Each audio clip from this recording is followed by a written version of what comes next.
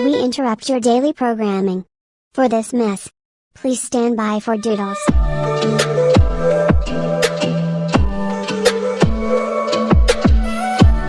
Here are 5 tips on how to avoid the boogeyman. I am the boogeyman. Yes, I am real. In fact, I can almost guarantee that you've seen me. And I've seen you too. Many times. I will kill you.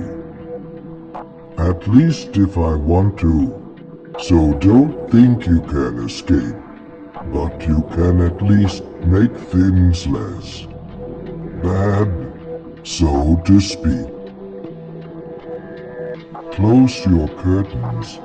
You cannot stop me from being there. But you can stop me from watching you until I find a way. I'm not a pervert. I won't watch you change. I'll watch you scrolling on your phone. I'll watch as you put the book down and go to sleep. Then I know when to get in. And I can see through even tiny gaps in the curtain. So for your own sake, get bigger curtains. Don't shake off that noise you hear or that figure you see in the corner of your eye. You've all heard a strange creak as you go to bed. Or a figure in the corner of your eye and then it's gone. Well, that's me. I like to give signs that I'm there. And when I'm there, all I have to do is choose if you're the right victim. There's no stopping me. So if you hear a noise or see a strange figure, prepare yourself. Get a weapon, but not for the reason you might think. I kill my victims in the most painful and scary way possible. Like I said earlier, you cannot avoid this. You can, however, make it less scary and painful. Always carry a weapon that'll kill you with less pain than I would. Any weapon will do. They're all less painful. Don't look. Are you reading this in bed? Well, I'm probably under your bed. But don't look. I might go away, but if you see me, then I'll have to kill you. The best you can do is curl up in a ball and pray I go away. But do it silently. If I hear you praying, I'll just kill you. I'm more common than you think. You probably aren't scared, because most people die of cancer or heart disease or another illness. Well, most of the time it's me. It may not seem like me, but it is. So just know your fate. That's all from me. Now you know.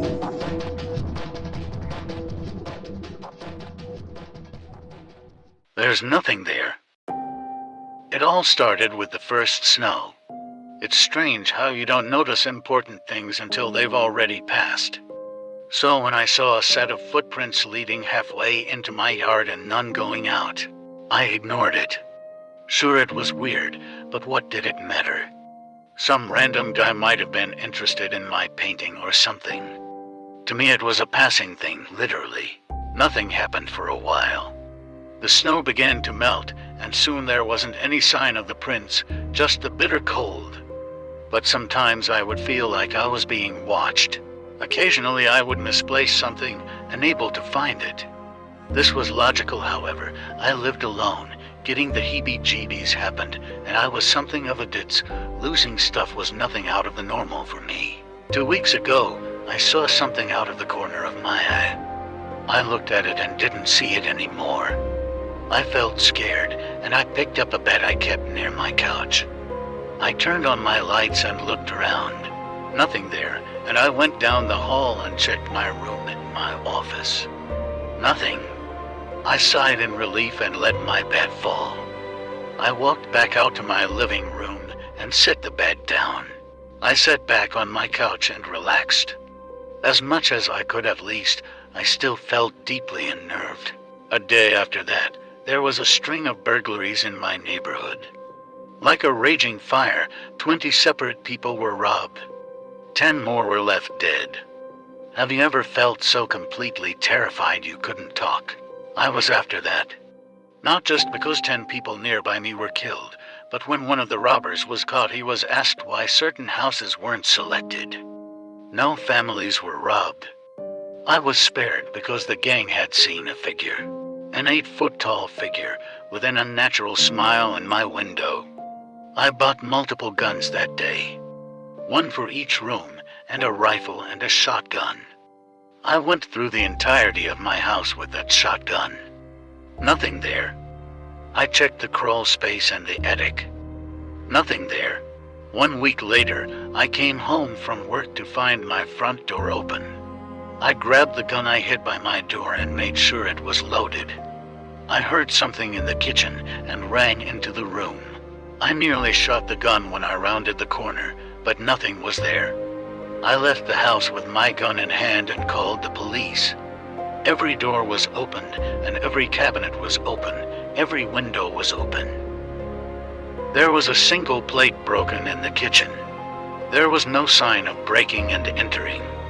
The police officer that was sent out there said, "Looks more like something was trying to break out." He also said off the record that a similar incident had happened to a friend, and that it had ended when he had a pastor come out and bless the house. I took the officer's advice with a grain of salt. It couldn't be something religious, right? If I was so paranoid as to proclaim it the work of a big boogeyman in the sky, I just needed some air, or maybe some meds. I booked a hotel room, brought my Xbox, and called a pastor to bless my house. So what if I had a guy go into my house to fix what could have been my own mind's fallacies? It could bring peace to my stressful state. I had a good night. No strange things, a hotel hot tub, and an unhealthy amount of gaming. So when checkout time came, I merrily walked out and tried to call the pastor. He didn't respond. I ignored it. He was probably tired or doing stuff that pastors do. Dread is something that starts small, so tiny that kernel is, and you ignore it. But when you ignore it, the dread will grow. So it grows and suffocates all of your other thoughts one by one. I walked into my home to find nothing different than when I left.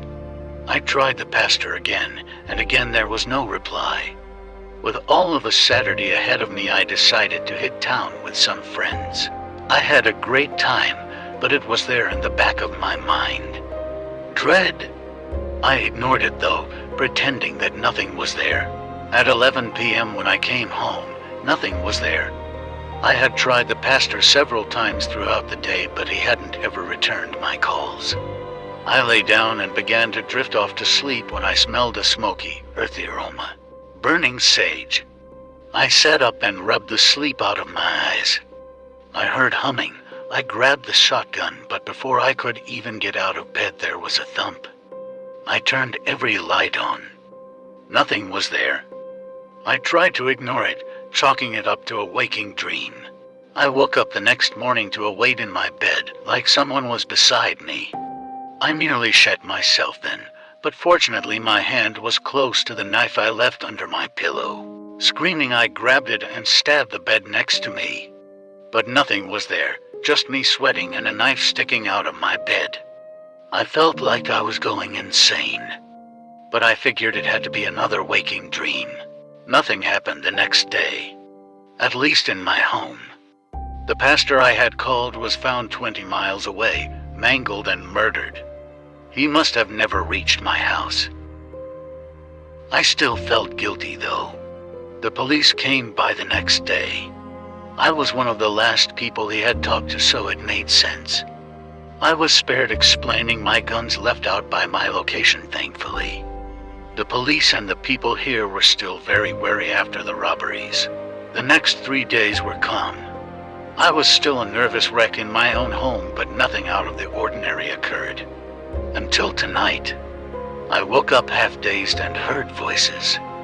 It took a moment to register, but it was the same conversation I had with the 2 detectives. I wondered what they were doing in my house until I heard my own voice. I have had enough. I picked up my shotgun, checked it was chambered, and decided not to alert anyone by turning on the light. I crept to my living room and saw a figure. I shot it in the back from 5 feet away with a buck slug. An unearthly screech came from it and it disappeared. "There's nothing there," I muttered in disbelief as I turned on the light. There was no bullet hole in my wall either, so I knew I wasn't that crazy.